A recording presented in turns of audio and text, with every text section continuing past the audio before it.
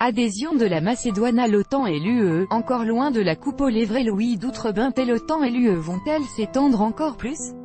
Depuis l'annonce de Skopje ce mardi 12 juin d'un changement de nom du pays, l'adhésion de la République de Macédoine du Nord à l'OTAN et l'UE ne serait plus bloquée par Athènes.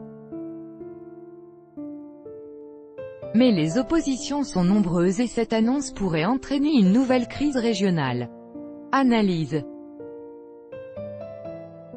L'annonce fait grand bruit. Athènes et Skopje, après 27 années d'opposition, se mettent d'accord pour un changement de nom de la Macédoine. Elle, ancienne République yougoslave de Macédoine, pourrait donc s'appeler République de Macédoine du Nord. Si le nom du pays est loin d'être anodin, notamment pour la Grèce et la Macédoine, la résolution de cet antagonisme pourrait entraîner quelques bouleversements régionaux. Pour autant, certains préfèrent plutôt y voir une sortie de crise. La raison? La possible adhésion de la Macédoine à l'UE et à l'OTAN. Le 2 avril 2008, la Grèce utilise son droit de veto contre la candidature de la Macédoine à l'OTAN, sous prétexte d'un différend entre Athènes et Skopje sur le nom de ce pays limitrophe. En échec, la Macédoine avait alors vu ses voisins intégrer l'alliance et ses perspectives d'adhésion à l'UE s'éloigner.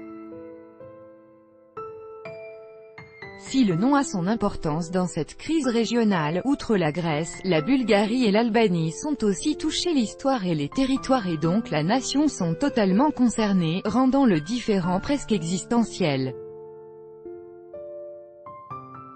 Et si les premières impressions pourraient laisser penser que cet accord entre gouvernements permettrait, de facto, à l'OTAN et à l'UE de compter un nouveau membre, les étapes sont encore nombreuses et surtout compliquées. Objectif premier du gouvernement de Skopje depuis le début de son mandat en mai 2017, cet accord avec Athènes est discuté depuis des mois. Pour autant, les négociations se sont intensifiées ces dernières semaines.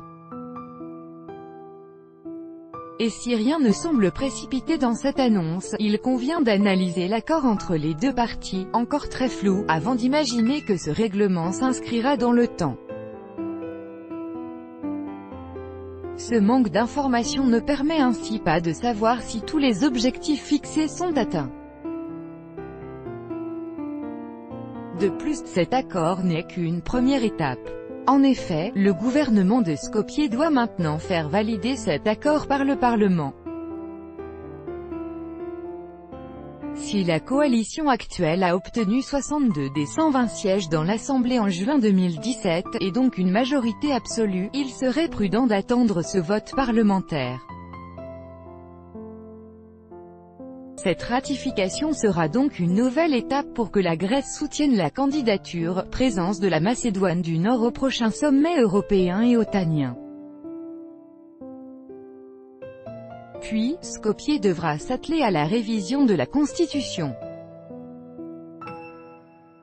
Cependant, pour entériner ce changement, le gouvernement ne possède pas la majorité qualifiée nécessaire à la validation d'une nouvelle Constitution nationale. L'accord devra ensuite passer aux mains du peuple. En effet, à l'automne prochain, il sera soumis à un référendum pour être totalement accepté en Macédoine du Nord. Et enfin, à supposer que ce processus se déroule sans anicroche, le texte sera soumis au Parlement grec. De là à ce que le peuple grec demande aussi un référendum. Le parcours législatif s'annonce donc extrêmement ardu.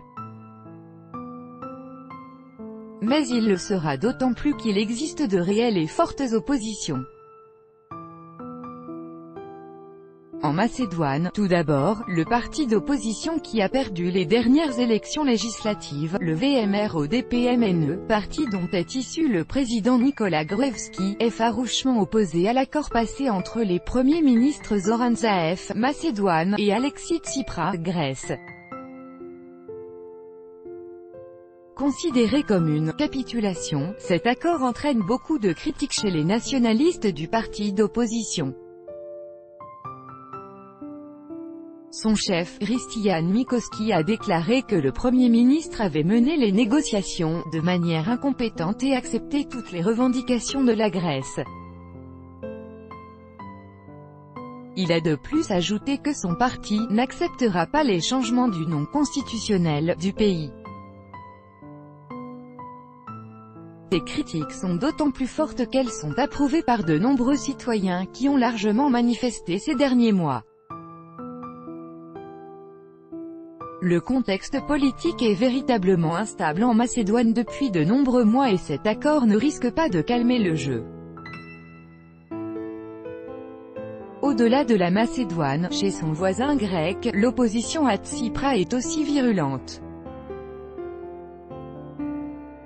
En effet, à Thessalonique, près de 100 000 personnes, considérées comme nationalistes, ont pris possession de la rue en janvier dernier pour faire comprendre leur opposition au choix du Premier ministre.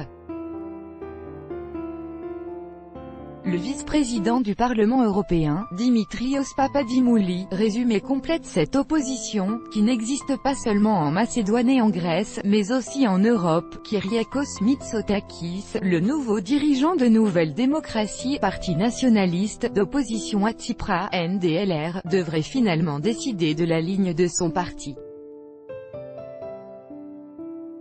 Est-il d'accord avec Joseph Daul, président du PPE, NDLR, et Kostas Karamanlis, ancien Premier ministre grec, NDLR, ou avec la fraction Viktor Orban, Premier ministre hongrois, NDLR, Spiridon Adonis Georgiadis, ancien ministre de la Santé. Parlementaire grec, NDLR, en effet, aussi bien du côté de l'Union européenne que de l'OTAN, les autorités cherchent à renforcer le pouvoir de leur institution en s'élargissant et en intégrant de nouveaux membres. Précision par ailleurs que la Macédoine a adhéré au partenariat pour la paix de l'OTAN en 1995, a accepté un plan d'action pour son adhésion en 1999, et apporte un précieux soutien aux opérations et aux missions dirigées par l'OTAN en Afghanistan et au Kosovo.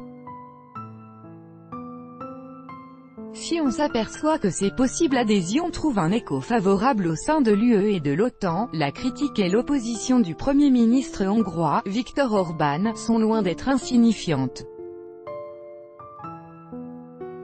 La figure de l'opposition à Bruxelles s'est récemment exprimée par vidéo en demandant sagesse et courage aux dirigeants de son parti afin de ne pas céder à la pression des puissances étrangères.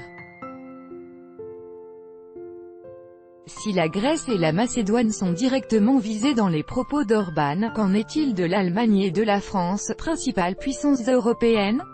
La réaction de la Russie est aussi fortement attendue.